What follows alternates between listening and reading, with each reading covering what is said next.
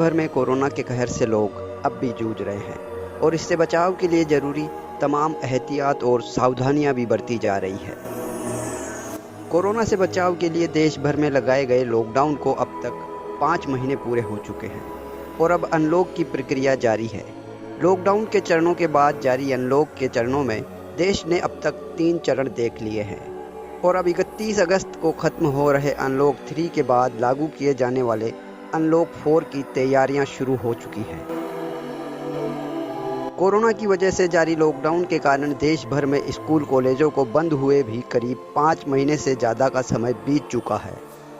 ऐसे में अब अनलॉक 4 में स्कूलों को खोले जाने पर भी फैसला किए जाने की उम्मीद की जा रही है, जबकि अमेरिका में स्कूल खोले जाने के बाद बड़ी तादाद में बच्चों के कोरोना पॉजिटिव आने को लेकर अभिभावकों में अभी भी स्कूल खोले जाने को लेकर विरोध दिखाई दे रहा है।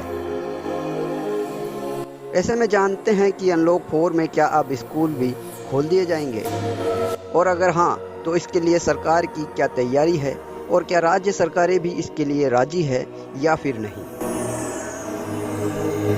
केंद्र सरकार अगले कुछ दिनों में अनलॉक 4 को लेकर गाइडलाइन जारी करने जा रही है।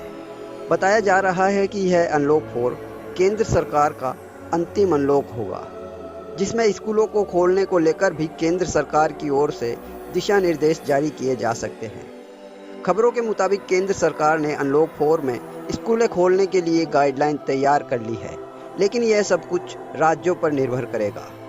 बताया जा रहा है कि केंद्र सरकार ने अनलॉक 4 में कई प्रतिबंधों के साथ 1 सितंबर से 14 नवंबर के बीच स्कूल खोलने के लिए गाइडलाइंस लगभग तैयार कर ली है, जबकि कुछ राज्यों में जहां सीनियर लेवल की कक्षाएं शुरू किए जाने पर विचार किया जाने लगा है, वहीं प्राथमिक एवं माध्यमिक स्तर की कक्षाओं को लेकर अभी तक स्थिति साफ नहीं है। स्कूल खोलने के इस फैसले को सुरक्षित ढंग से लागू किए जाने का फैसला राज्य सरकारों पर छोड़ा जाएगा कि वे अपने राज्य में कोरोना के हालात को देखते हुए कब से और कैसे स्कूल खोलेंगे।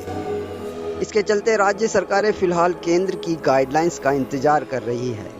देश के सबसे बड़े राज्य उत्तर प्रदेश के बेसिक शिक्षा मंत्री सतीश द्विवेदी का कहना है कि यूपी में स्कूल खोलने को लेकर अभी तक कोई फैसला नहीं किया गया है।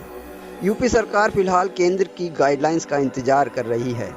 केंद्र से गाइडलाइंस आने के बाद उसी के अनुसार कोई फैसला लिया जा सकेगा। वहीं कर्नाटक से खबर है कि वहां 1 अक्टूबर से कॉलेज खोल दिए जाएंगे।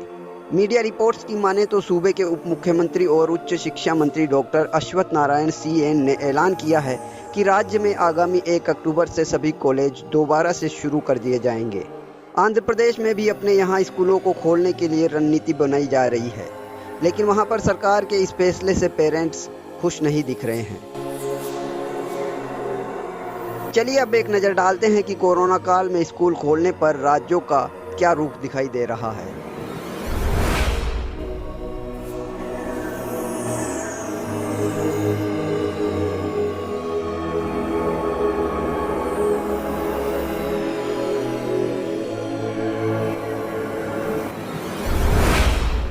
दरअसल केंद्र की बैठक में ये राय बनी थी कि जिन राज्यों में कोरोना के केस कम है वहां सीनियर लेवल की कक्षाएं फिर से शुरू की जा सकती है। मानव संसाधन विकास मंत्रालय और हेल्थ मिनिस्ट्री की प्रस्तावित गाइडलाइंस के अनुसार स्कूलों को चरणबद्ध तरीके से खोलने को लेकर सहमति बनी है। इसके मुताबिक पहले 15 दिन 10वीं और 12वीं के छात्रों को स्कूल आने के लिए कहा जाएगा। इसी प्रकार से अलग अलग सेक्शन के छात्रों को अलग अलग दिन आने के लिए कहा जाएगा। खास बात यह है कि सभी स्कूल सुबह 8 बजे से लेकर दोपहर 3 बजे के बीच ही खुलेंगे। इसके बीच 11 बजे से लेकर दोपहर 12 बजे तक के लिए 1 घंटे का ब्रेक होगा, जिसमें स्कूल को पूरी तरह से सैनिटाइज किया जाएगा। इन सब के बावजूद भी प्री प्राइमरी और प्राइमरी लेवल की स्कूलों को नहीं खोला जा सकेगा।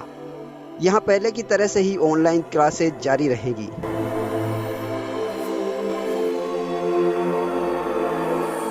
अब एक नज़र डालते हैं कि अनलॉक 4 में स्कूलों के साथ ही क्या कुछ सेवाएं शुरू की जा सकेगी और क्या बंद रहेगी। बताया जा रहा है कि सरकार अनलॉक 4 में सिनेमा हॉल को भी खोलने की तैयारी कर रही थी, लेकिन सरकार की जो शर्तें थी उसे हॉल मालिकों ने नहीं माना, जिसके कारण सिनेमा हॉल खोलने पर फिलहाल कोई फैसला नहीं किया गया है। अनलॉक के बावजूद अभी तक बारों को खोलने की अनुमति नहीं दी गई है और अब खबरों के मुताबिक अनलॉक 4 में बारों को भी अपने काउंटर पर शराब व बियर बिक्री की अनुमति दी जा सकती है, लेकिन ये इजाज़त सिर्फ ग्राहकों द्वारा उसे घर ले जाने के लिए ही होगी। पिछले दिनों दिल्ली के मुख्यमंत्री अरविंद केजरीवाल ने कहा था कि दिल्ली में अब कोरोना की स्थिति ठीक हो रही है और इस समय ट्रांसपोर्ट की बहुत ज़्यादा समस्या हो रही है। ऐसे में दिल्ली में हम मेट्रो सेवाओं को फिर से शुरू करना चाहते हैं, जिसकी उन्होंने केंद्र सरकार से इजाज़त भी मांगी थी। ट्रांसपोर्ट की बहुत ज़्यादा दिक्कत हो रही है। हमने केंद्र सरकार से इस बात को उठाया है। मैंने उनसे केंद्र सरकार से रिक्वेस्ट की है कि दिल्ली को आप बाकी देश से थोड़ा सा अलग समझो। दिल्ली के अंदर अब कोरोना की स्थिति ठीक हो रही है। दिल्ली में हम मेट्रो खोलना चाहते हैं। बाकी देश में आप मेट्रो नहीं खोलना चाहते, मत खोलो, लेकिन दिल्ली को फेज्ड तरीके से, मैं ये नहीं कह रहा एकदम से खोला जाए, फेज्ड तरीके से पहले थोड़ा अलाउ किया जाए, फिर थोड़ा और अलाउ किया जाए, ट्रायल बेसिस पे मेट्रो को चलने की। लेकिन एक ट्रायल बेसिस पे शायद अब इस दिशा में मेट्रो को चलने की इजाज़त मिलनी चाहिए। ऐसे में उम्मीद जताई जा रही है कि 1 सितंबर से लागू होने जा रहे अनलॉक के चौथे चरण में दिल्ली में मेट्रो सेवाएं भी एक बार फिर से शुरू की जा सकती है।